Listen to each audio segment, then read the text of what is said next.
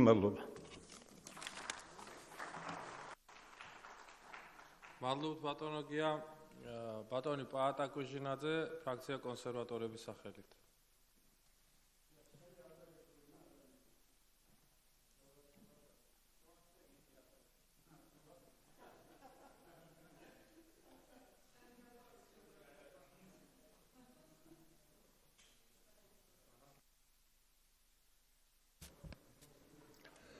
მოგესალმებით კოლეგებო.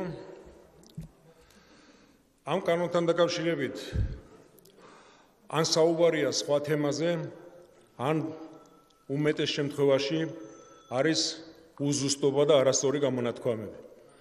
მე შევეცდები, ვინც სპეციალისტი არ არის გასაგებ ენაზე, ახსნა რაზე არის საუბარი. საუბარია იმაზე, უნდა იყოს თუ არა ზედამხედველობის სამსახური ეროვნულ ბანკში, თუ უნდა იყოს გარეთ. აი ამაზეა საუბარი. ჩვენი კოლეგები გვეუბნებიან, როდესაც 15 წელში გამოეყო ეს სამსახური ეროვნულ ბანკს, იყო არასწორი და დაიქცა ქვეყანა. დავიწყებ, რას გულისხმობ ამ შეცდომებში და არასუზუსტობებში. პირველი ის, რომ ჩვენ არ გამოგვიყვია ეროვნული ბანკიდან, ის დარჩა ეროვნულ ბანკში. უბრალოდ გაუფართოვდა ფუნქციები და ანგარიშვალდებული გახდა პარლამენტის. მეორე უცნაური რამ არის, ზუსტად იგივე გააკეთეს 2007 წელში ნაციონალურმა მოძრაობამ დეკემბერში და ზუსტად ისევე წელიწადნახევარში უკან დააბრუნეს. უფრო დიდი ფუნქციები ჩვენ არ გამოგვიყვია, იმათმა გამოყვეს. ანუ რა გამოდის, რომ მაშინ ეს იყო სწორი, ტაშის გრიალით დამთავრდა ეს ყველაფერი და იდეალური, დღეს კიდევ დღეს ქვეყანა დაიქცა. თან ისეთ გამოთქვებს აქვს ადგილი, რომ უგნური გადაწყვეტილება, არასწორი გადაწყვეტილება, სისულელე და ასეთი რამე. მე რა თქმა უნდა არ შევყვები ამ კამათში და არც არასოდეს შევყოლილი ვარ, მაგრამ ამით რა საუნთიცი? ამბობთ, რომ ნაციონალურ მოძრაობა უგნური იყო და სულელი, როდესაც ეს გააკეთა 2007 წელს. ქვეყნები, სადაც ეს მიღებულია, ისინი არიან უგნურები. მაგალითად ინგლისი, საფრანგეთი, მაგალითად შვეიცარია, რომელიც ბანკების ქვეყანაა, მაგალითად ფინეთი, ესტონეთი, თურქეთი და ასე შემდეგ. ანუ რაზე ვსაუბრობ ჩვენ? მე არა მაქვს პრეტენზია, ალბათ სწორად გააკეთეთ მაშინ, როდესაც გააკეთეთ. იმიტომ რომ პარლამენტი იმისთვის არის, რომ რაც არის გასაკეთებელი, უნდა გავაკეთოთ, როცა საჭირო არის. ეხლა თვითონ ამ საკითხს, რომ მართლა ასეთი რამე მოხდა ამ გამოყოფით სასწაული თუ ეს ჩვეულებრივი მოვლენა. სოფლიო არის ორად გაყოფილი. ნახევარ სოფლიოში არის გარეთ, ნახევარ სოფლიოში არის ეროვნული ბანკის შიგნით. მე ჩამოგიყვებით ევროპის ქვეყნებზე, რადგან ჩვენ იქით მივისწრაფვით, რამოდენიმე მაგალითს. მაგალითად, შიგნით არის ბელგია, ჰოლანდია, იტალია, ესპანეთი, უკრაინა, რუსეთი. გარეთ არის საფრანგეთი, უკვე გითხარით შვეიცარია, რომელიც ბანკების ქვეყანა და არ ვიცი ახლა, თუ შვეიცარიაში ეს არ მუშაობს, აბა სად უნდა მუშაობდეს. ესტონეთი, ფინეთი, თურქეთი და ასე შემდეგ. აი ამაშია საქმე, რომ არაფერი განსაკუთრებული არ მომხდარა და გავაკეთეთ ის, რაც ყველა ქვეყანაში ერთგან ერთ მხარეს არის, მეორეგან მეორე მხარეს და უკვე გაკეთებული გაქვთ თქვენ რამოდენიმე წლის შემდეგ და წლის წინ და ამას ძალიან მხიარულად მიიღეთ ეს ამბავი და ძალიან კმაყოფილი იყავით. ეხლა ლოგიკურად იბადება კითხვა, რატომ გააკეთეთ? თუ სულ ერთია და ორივე მხარეს კარგი არის, გინდა შიგნით იყოს და გინდა გარეთ, მაშინ რატო გააკეთეთ 15 წელში ასეთი რამ? კი ბატონო, მოგახსენებთ 15 წელში, როგორც მოგეხსენებათ, იყო ლარის გაუფასურების დაწყება და პიკი იმ გაგებით, რომ ყველაზე მეც მაშინ მატულობდა და ამ დროს იყო გაუმჭვირვალება, იყო უნდობლობა, იყო გაურკვევლობა. ალბათ გაინტერესებს ვკითხავთ რას გულისხმობთ ამაში. მაგალითად გეტყვით იმას, რომ არ იყო თანამშრომლობა მთავრობას პარლამენტსა და ეროვნულ ბანკს შორის. კი ამბობენ ეხლა, რომ პარლამენტმა არ მოიწვია გამოსვლაზე, რომ ნამდვილად არ მოუწვევია, მაგრამ მანამდე ბატონი დავითი რამდენჯერ აჩვენებდა წერილს, რო წერდით, რომ მობრძანდით და სულ რაღაც მივლინებებში იყო. იყო ეს საკითხი, რომ არ იყო თანამშრომლობა. მეორე, არ ვიცოდით რა ხდებოდა კომერციულ ბანკებში. მაგალითად, რეფინანსირების ცესხებს კომერციული ბანკები მანამდე არც ერთ წელიწადს არც ერთ თვეში სხვანაირად არ ყოფილა იღებდა 300-400 მილიონს, ხანდახან უფრო ნაკლებს. რაღაცა და კომერციულმა ბანკებმა იმ პერიოდში დაიწყეს მილიარდი და მასზე მეტი სესხების აღება, რეფინანსირების სესხებს ვამბობ ხედულობაში მას. ასევე რამდენად ჭირდებოდათ ვალუტა, იგივე ეროვნული ბანკი ადრე თუ 50 ჯერ 60 ჯერ ერეოდა ვაჭრობაში, 15 წელში სულ 9 ჯერ ჩაატარა, შევიდა ვაჭრობაში.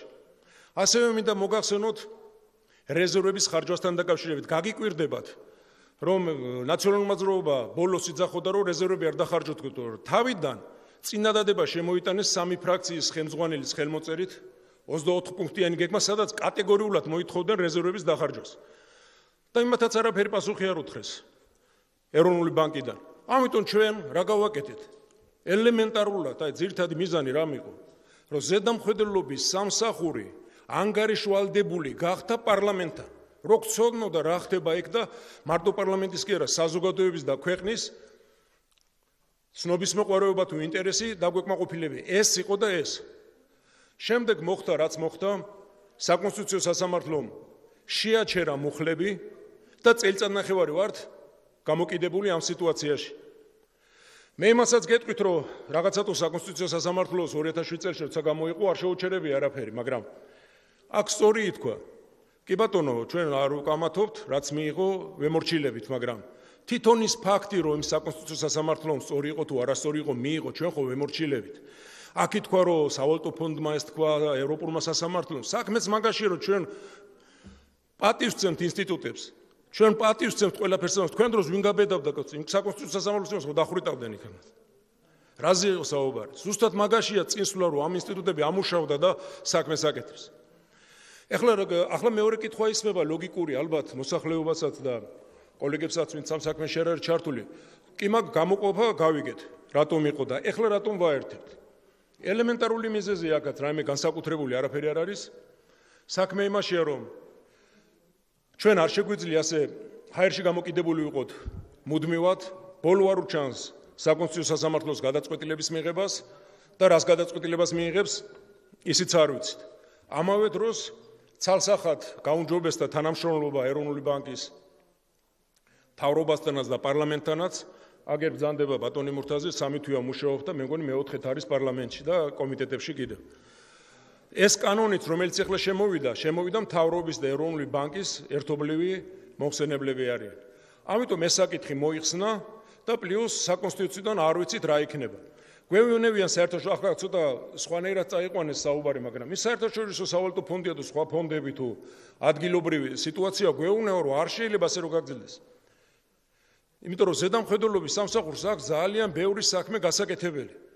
ჩვენთან ძალიან კარგად მუშაობს ბანკები, მაგრამ საერთოდ არ მუშაობს ფასიანი ქაღალდები, ბირჟა, საბროკერო, საპენსიო ფონდები და ასე შემდეგ და ამას მიხედვა უნდა. არ შეიძლება ასე გაგრძელდეს. და რადგან ჩვენ ვთვლით, რომ ორივე კარგი ვარიანტი იყო, გარეთ იქნებოდა თუ შიგნით, მაგრამ იმ მომენტში მოიტანა საკითხი, რომ გამოვყავით, ეხლა ვთვლით, რომ აღარ ღირს ამის გაწელვა და უნდა დაუბრუნდეს ეროვნულ ბანკს.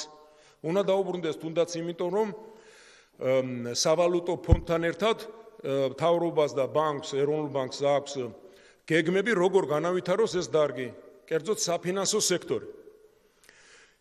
ეხლა რაც შეეხება მინდოდა ორივე სიტყვა მეთქვა სავალუტო ფონდთან დაკავშირებით, აქ სავალუტო ფონდი ჩვენი უფროსი არ არის.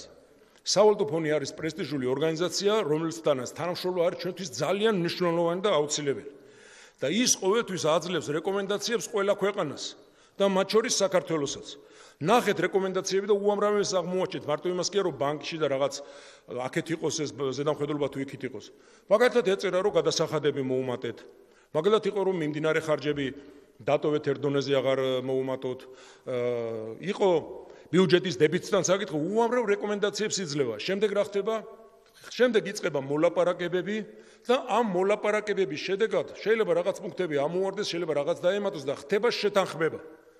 და ზუსტად ამაზე მინდა გავამახვილო ყურადღება ეხლა, რომ ჩვენ მივაღწიეთ, ჩვენ რა ფინანსთა სამინისტრომ პირველ რიგში და ეროვნულმა ბანკმა, დიდი მადლობა. მარტო შეთანხმებას კი არა, საერთო პროგრამა რო ქონდეს სავალუტო ფონდთან. რაც ყველაზე მთავარი, ეს დაფუძნებული არის 4 პუნქტიან გეგმაზე. ანუ შეიძლება ჩვენ შევთავაზოთ, რომ იცი, მე მინდა ეს 4 პუნქტიანი გეგმა და იმან გითხრას, მოდი შე რა კორუფციას ებრძოლი ეს გააკეთეო, ან სხვა თემა გააკეთეო, გზები კი არა შენო, სხვა რაღაც აკეთეო. არა ბატონებო, კი ბატონო, ჩვენს გავითვალისწინეთ რაღაცეები და ისინი წამოვყვენ იმაზე, რომ ეს პროგრამა მორგებული არის მთავრობის პროგრამაზე, 4 პუნქტიან პროგრამაზე. ეს არის მიღწევა და ეს არის სწორი. რაც შეეხება უკვე მოადგილე ბატონმა ნიკოლოზმა გაგცათ პასუხი რა თანხები მივიღეთ თუ არ მივიღეთ. თავარია რომ ბიუჯეტში რაც იყო მისაღები ყველაფერი მივიღეთ.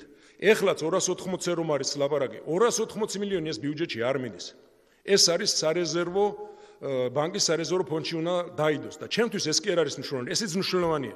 ჩემთვის მნიშვნელოვანი არის რომ სავალუტო ფონდთან მოხდა შეთანხმება და მსოფლიო მიცის რომ ეს ქვეყანა არის მაკროეკონომიკაში და საერთოდ ეკონომიკაში სწორი. მადლობთ ბატონ პაატა. ფრაქციები კიდევ ხარ არიან მსურველები, ფრაქციების გამოსვლა ამოვწურეთ. უმცირესობის